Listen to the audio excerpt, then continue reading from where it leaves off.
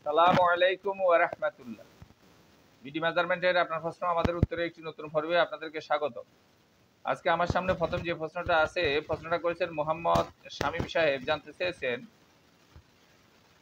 আমি নিয়মিত আপনার ভিডিও দেখি। আমার বাবা 1989 সালে একটি জায়গা কিনেন। সাব রেজিস্ট্রার অফিস থেকে বলেন 3 মাস পরে এসে আপনাদের দলিল নিয়ে যাবেন। বাবা আর কখনো ওই এলাকায় যায় নাই। আপনার কথাগুলো বা ভিডিও দেখে আমি বুঝতে পারি অবশ্য আমি নকল তুলতে পারবো, কিন্তু আমি অথবা আমার বাবা গিয়ে অরিজিনাল দলিল কি তুলতে পারবো? যেহেতু আমরা কখনো অরিজিনাল দলিল তুলি নাই, এটা কি অফিসে এখনো থাকবে? যদি হ্যাঁ হয় তাহলে দয়া করে জানাবেন এটি আমি কিভাবে তুলতে পারবো, কোথা থেকে তুলতে পারবো। অরিজিনাল দলিল নেওয়ার জন্য আসলে নির্দিষ্ট একটা পিরিয়ড, নির্দিষ্ট একটা সময় থাকে। বর্তমানে প্রায় সব মিলিয়ে অনেক সময় কম বেশ 2 বছর, 2.5 বছর, 3 বছর এরকম সময় লাগে মূল দলিলটা হওয়ার পরে অরিজিনাল দলিলটা হাতে পাইতে বা নিতে। এরপরে নির্দিষ্ট একটা সময় সরকার এটাকে নিয়ে অপেক্ষা করে। যদি আপনি তালাশ করে নিয়ে আসেন ভালো, আর এর মধ্যে যদি না আনেন তাহলে ওই দলিলগুলো পরবর্তীতে নষ্ট করে ফেলা হয়, ডিস্ট্রয় করে ফেলা হয়। তবে ওই দলিল নষ্ট করলেও আপনার কোনো ক্ষতি নাই। বলিয়াম বইতে এর তথ্যগুলো আছে। পাশাপাশি আপনি যে নকল নিছেন এটাই আপনার মূল দলিলের মতো কাজ করবে, কোনো অসুবিধা নাই। এই জন্য আপনি যেই সালের কথা বলছেন প্রায় 30 বছরের বেশি সময় হয়ে গেছে। এই সময় আপনি মূল দলিলের জন্য গেলেও আর পাবেন না। হ্যাঁ, এই জন্য যে কোনো একটা নকল নিয়ে রাখবেন, এটাই আপনার জন্য যথেষ্ট হবে। আশা করি বিষয়টা বুঝতে পারছেন। পরবর্তী পত্রটা যিনি করেছেন ওনার নাম হলো মোহাম্মদ বিল্লাল হোসেন সাহেব। জানতে চেয়েছেন, আমার একটি মোজায় কিছু দাগ প্যান্টাগ্রাফ করতে হবে, বিস্তারিত জানাবেন দয়া করে। আপনার কিছু জমি কিছু দাগ প্যান্টাগ্রাফ করতে কিছুই নাই। যদি আপনি আমাদের কাছে করতে চান সেক্ষেত্রে আমাদের সিনিয়র সার্ভেয়াররা আছে। আপনি আমাদের সাথে যোগাযোগ করে ইচ্ছে হলে সারা বাংলাদেশের বিভিন্ন মোজাগুলোর ইচ্ছে হলে আমরা প্যান্টাগ্রাফ করে দেই, করে দিতে পারবো। বাকি দেখা গেছে যে আপনি আপনার এলাকার স্থানীয় যেসব সার্ভেয়ার আছে অথবা যারা এইসব কাজগুলো করে উনাদেরকে দিয়েও আপনি প্যান্টাগ্রাফটা করতে পারেন। আর আপনার যদি দক্ষতার যোগ্যতা থাকে বা আপনি ইচ্ছা করলে নিজে নিজে করতে পারবেন, যদি আপনার জানা থাকে, শেখা থাকে, প্যান্টাগ্রাফ গুলো করতে পারবেন। আশা করি বিষয়টা বুঝতে পারছেন। পরবর্তী প্রশ্নটা যিনি করেছেন ওনার নাম হলো হাসানুজ্জামান কাউসার সাহেব। জানতে চেয়েছেন, এক লিঙ্কে কত ফুট? এক লিঙ্কে 65 ফুট। এক লিঙ্ক সমান 65 ফুট।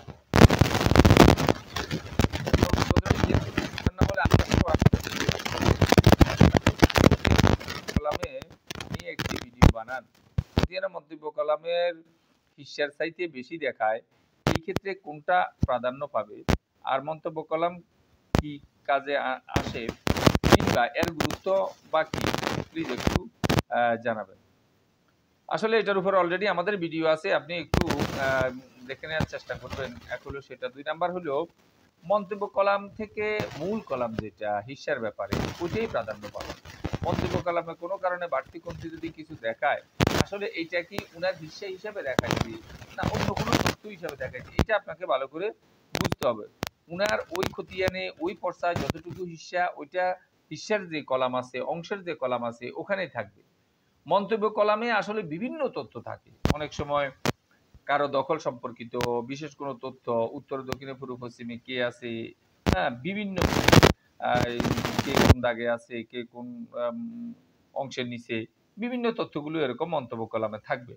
এই জন্য কিন্তু মন্তব্য কলামে যাই থাকুক না কেন, হিস্যার যে মূল কলাম অংশের ব্যাপারে, জমির পরিমাণের ব্যাপারে ওইটাই সবসময় প্রাধান্য পাবে। কোনো মন্তব্য কলামের কোনো কথা যদি না ধরতে পারেন, না বুঝতে পারেন, আমাদেরকে ওই খতিয়ানের ছবি তুলে পাঠালেও আমরা এরকম দেখা গেছে যে তথ্যগুলো এরকম বলে দেওয়ার চেষ্টা করি। আশা করি বিষয়টা বুঝতে পারছেন। আজকের সর্বশেষ প্রশ্নটা যিনি করেছেন উনার নাম হলো প্রিন্স রায়হান সাহেব। জানতে চেয়েছেন, 3.5 শতক জমি কত হাত বাই কত হাত?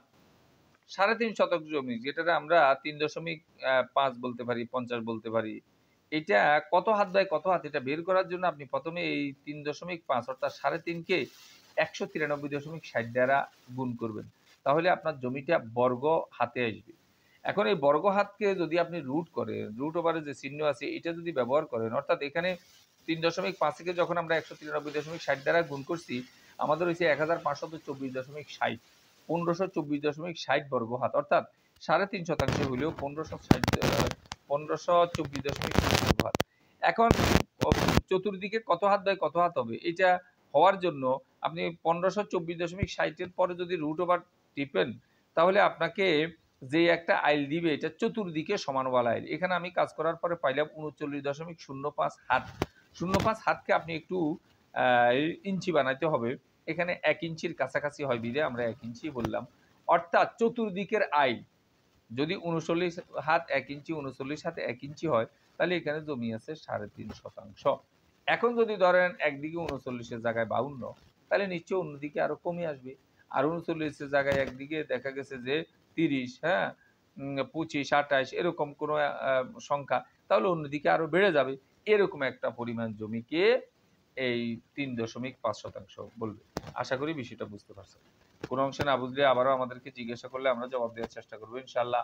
ভিডিওটি ভালো লাগলে লাইক, কমেন্ট এবং শেয়ার করবেন। ধারাবাহিক ভিডিওগুলো পাওয়ার জন্য চ্যানেলটাকে সাবস্ক্রাইব করবেন। এই আশাবাদ ব্যক্ত রেখে আমাদের আজকের প্রশ্নোত্তর পর্বটা এখানে শেষ করছি। আল্লাহ হাফেজ।